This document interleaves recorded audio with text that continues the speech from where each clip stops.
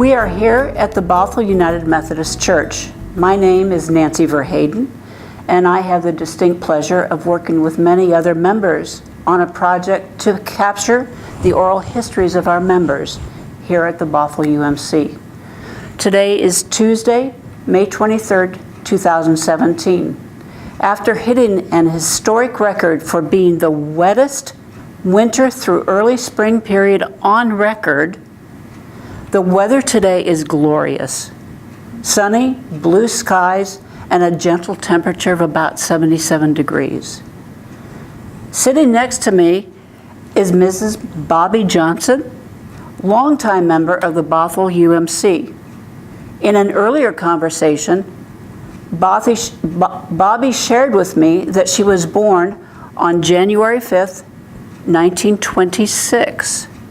From that time forward, Bobbie is about to reveal the highlights of her life and her faith story. Hi, Bobbie. Hi. I know that you have done a lot of preparations on the questions, so let's just dive in. Are you ready? Yes. Okay. Could you share with me some outstanding memories of your childhood, family, youth, and young adulthood?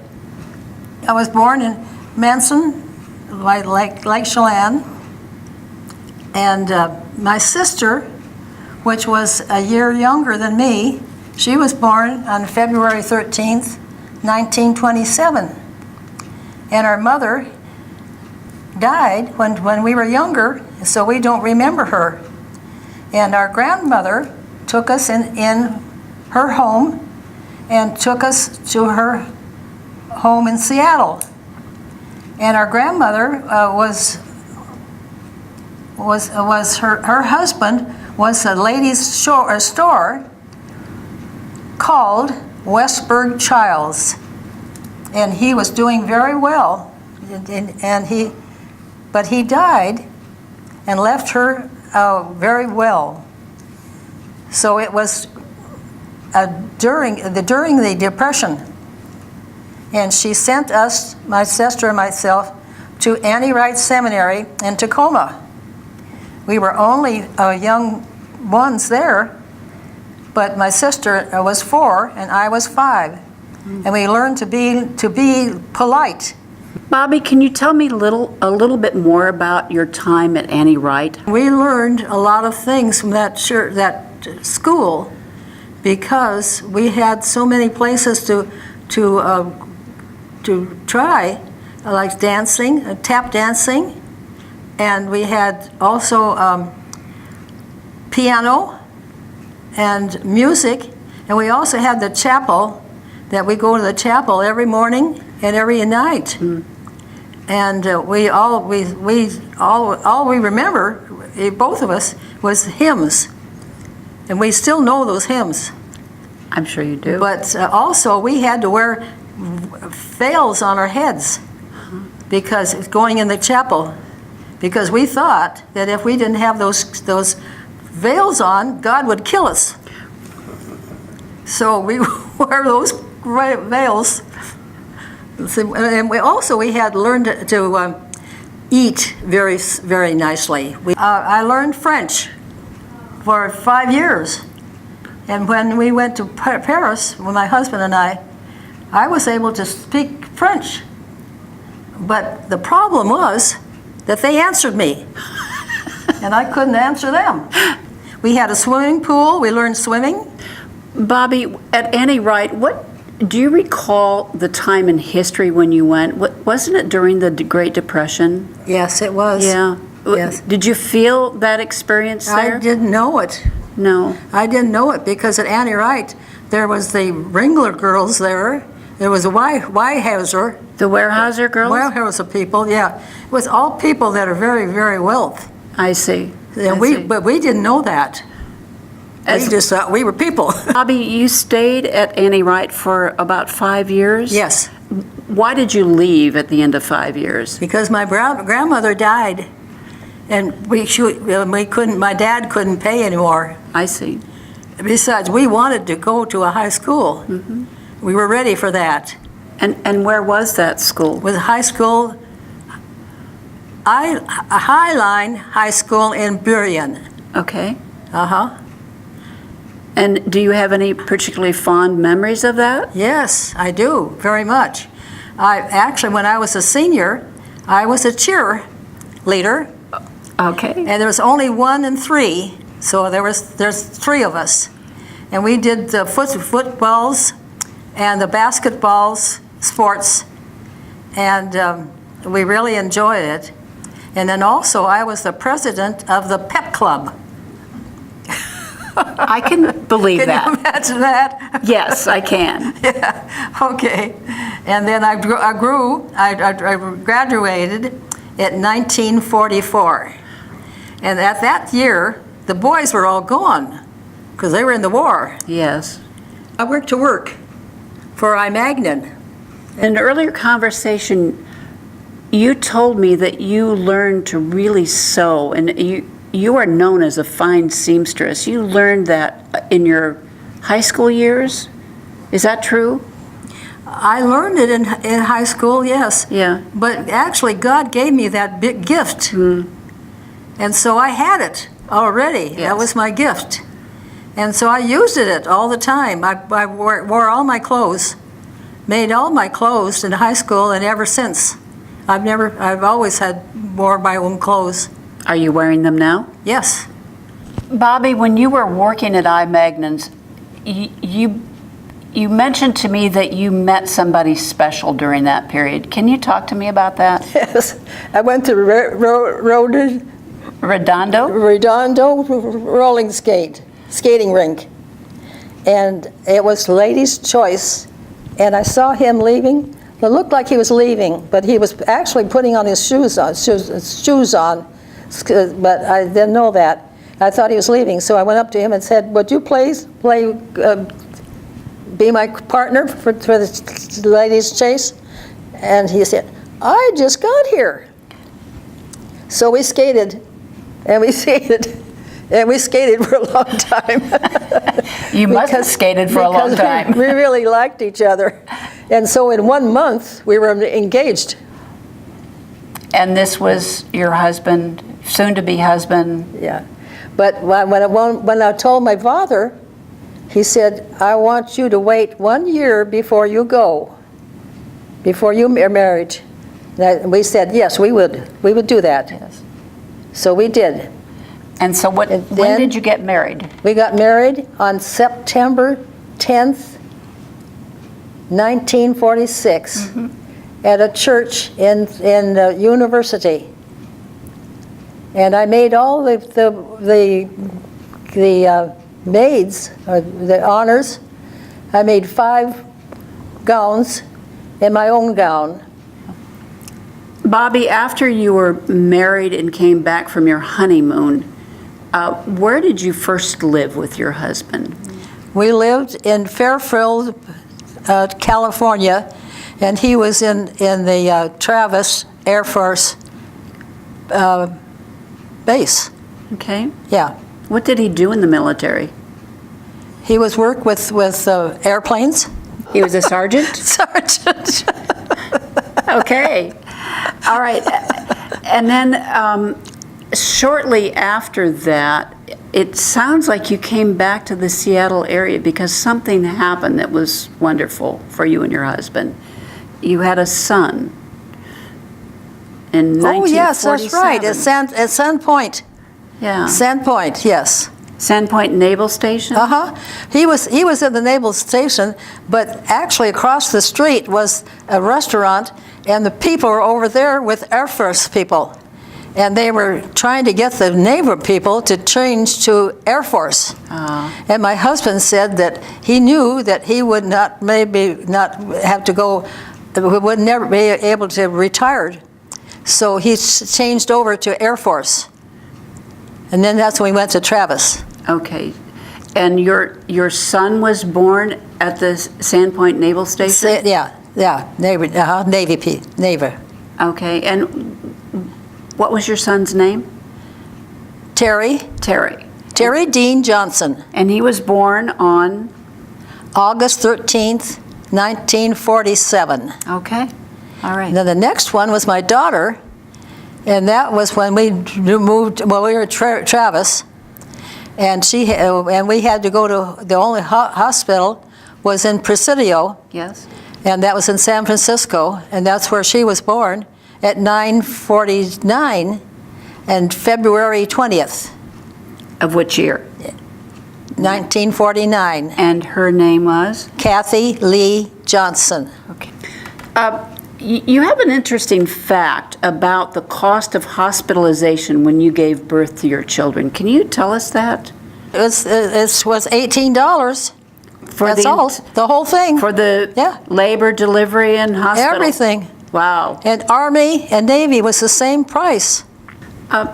Bobbie, as a military family, I would expect that you would be traveling a lot. Did you travel a lot from the Travis Naval or Air Force Base? Did you travel any more than that? Yes, we traveled to different countries. Where did you go next? From Travis, we went to Hawaii. And how long were you there? We were 3 years there. That was 1949 to 1951, and they were not a state at that time. But our families came over, and they loved to come over and see us because they loved to see Hawaii. And also, we went to the beach a lot of times. So Do you remember the island that you were on? we were on Oahu. Wonderful. Yeah. Wonderful. When you say Hawaii, then you don't know about which island you're on, but it was Oahu. Oahu. Yeah. In fact, that time we couldn't get on any other islands. They weren't going at that time. So we were just right on that island. That's all. And you had a wonderful time there. Yes, we did. It was great for the kids, for our children. Wonderful. And from Hawaii, where did you go next? We went to Hawaii. No, I mean, we went to Philippines. Huh? That was very different. Yes. And how is it different? Well, it was different because, for one thing, is that the human was, we had to have lights in our closets, so that would keep it dry. Lights? Lights in the closets. Okay. In the Philippines, you had a family. You were taking care of your husband and children. Did you do anything else?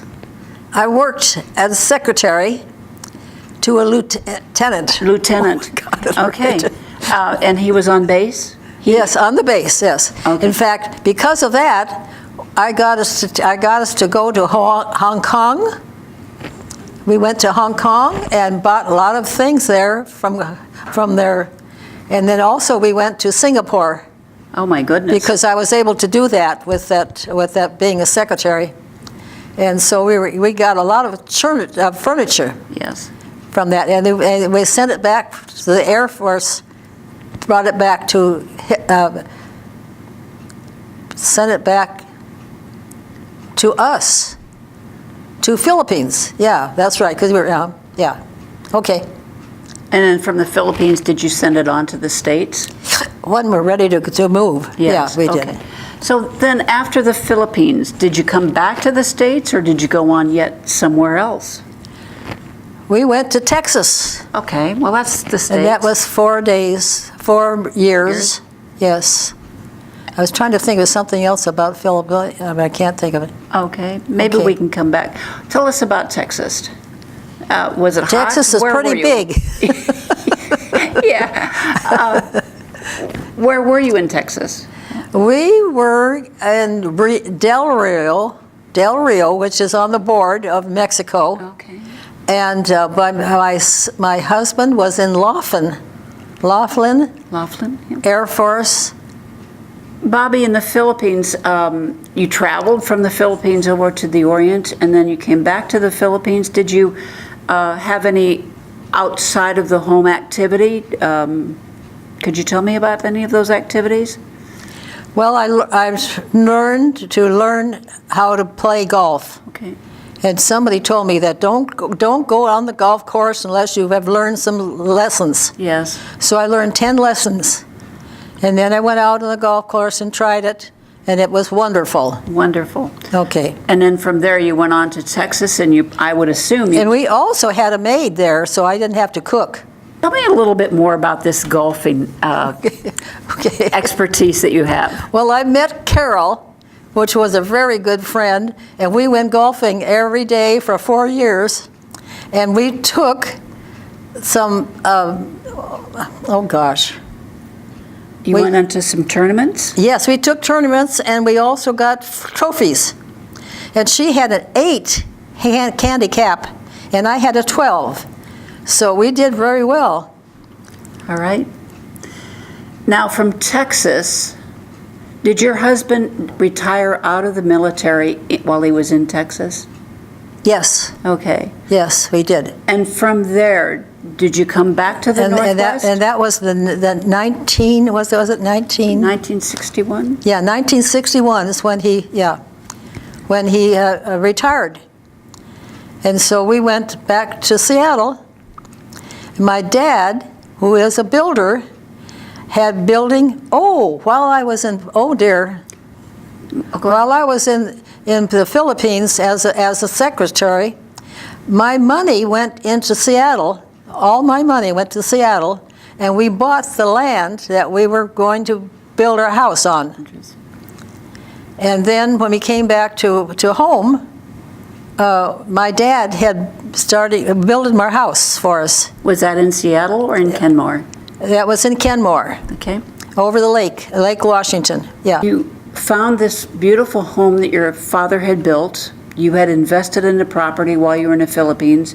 You came back and you gave your home a name. What was it? The name was Tours End. And I want to tell too, is that my dad gave us $10,000 to work on our house. Bobbie, your children went to high school in Kenmore. You were building this life here. It was during the 60s. 1962 was what? What happened in 62 in Seattle? Oh, that was the Seattle World's Fair? Fairs, yeah, fair. The World Fair, yeah. Tell us a little bit about your children. Let's start with your daughter.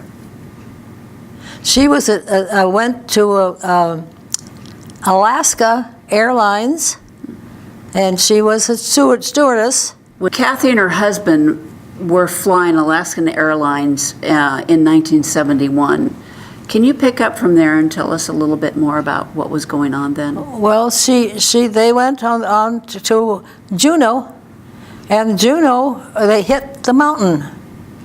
And it was 111 people in the plane, and it hit the mountain, and all were killed. And what probably this church don't know, that Judy Raymond, her first husband, was on that plane. Oh. Yeah. Oh. But also, it was really everybody was killed. Yeah. Yeah. And that was on September 4, 1971. Yes. And Yes. to me, God, oh dear, God got my attention. Yeah. He got my attention. Yeah. And I told her, but I wasn't crying. That's all right. I'm crying too. But what else to say? Tell us Oh, a dear. little bit about your experience with God at the time of that accident. Did you hear a voice? Did you? Yes, I did. Okay, it took me a while. In fact, it took me 2 years. Always, I couldn't tell anybody what happened. I could tell people that knew about it, but if somebody didn't know about it, I couldn't tell them for 2 years. But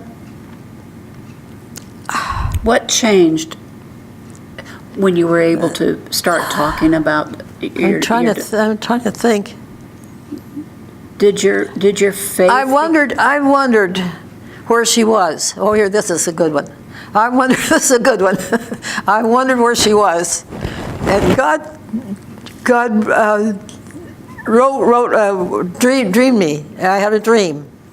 And she was at a big mountain, and it was a very, very narrow path going down, and she was at the top, holding her hand out to help me up. And I knew that that's why I was going to heaven, because of her being there. And then I met her mother-in-law for lunch, and her mother said, I told her, I said, I became a Christian. And I didn't tell her my dream, because I didn't want her to, she would not understand that. And I said that, she told me, she said, you know that Kathy was a Christian. And I said, no. Well, as I did, but I didn't know. I didn't want to tell her the dream. She said, I asked her if she had ever asked Jesus into her heart as her Savior. She said, yes, she did. So I thought, there's my confirmation. You did not know that your daughter had embraced Christianity. She what? You did not know until then that your daughter was Christian. No, I didn't know. I was worried about it, because I was wondering. I just didn't want her to be in hell. But I thought, what else is there else? Yes, yes. So, yeah, that made me feel very good about that.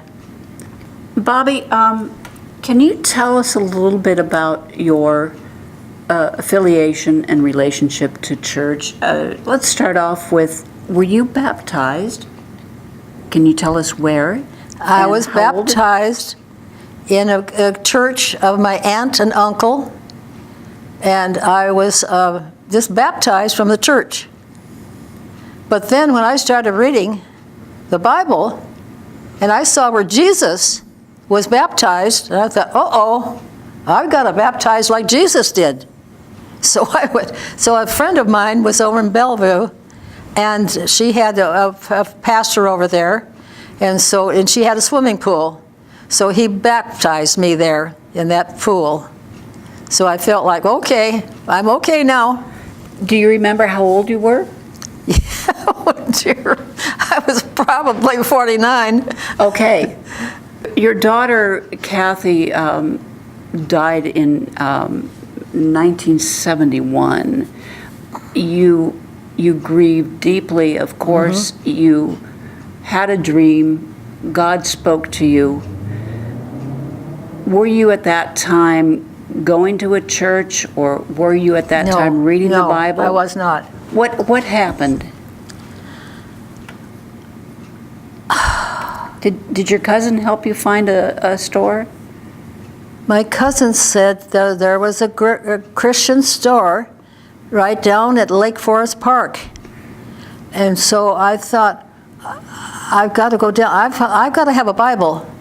So I went down there to see it. And I got a New Testament. It was called Good News. And I paid 45 cents for it. And I took it home, and I started reading it in the kitchen that night, that evening. And those words just jumped at me. And I thought, whew. Which words? They were saying, oh gosh, it was talking about the soils, the four soils. And it got to the first ones that were bad, the second was not good, third one was not good, but fourth was a good one. And I said, oh God, I want to be the good soil. But then I started reading books. I started reading Christian books that pastors had written, and I was so busy with those Christian books that I actually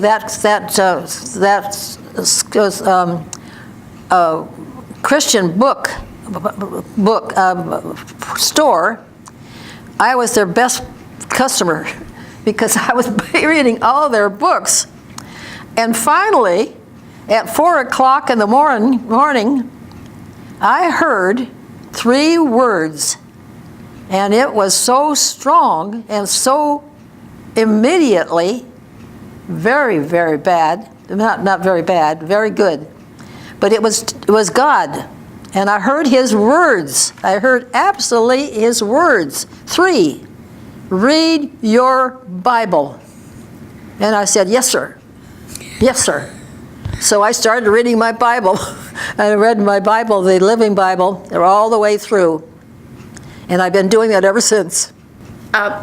Bobbie, during this period where you were discovering with great thirst, reading the Bible, did you do anything besides go to the Bible bookstore and buy books? My cousin called me and said, Bobbie, you really like the Bible. She said, I've got something that you would really like. I said, it's a Bible study. It said it's called Bible Study Fellowship, BSF. And she said, it's going to start in September.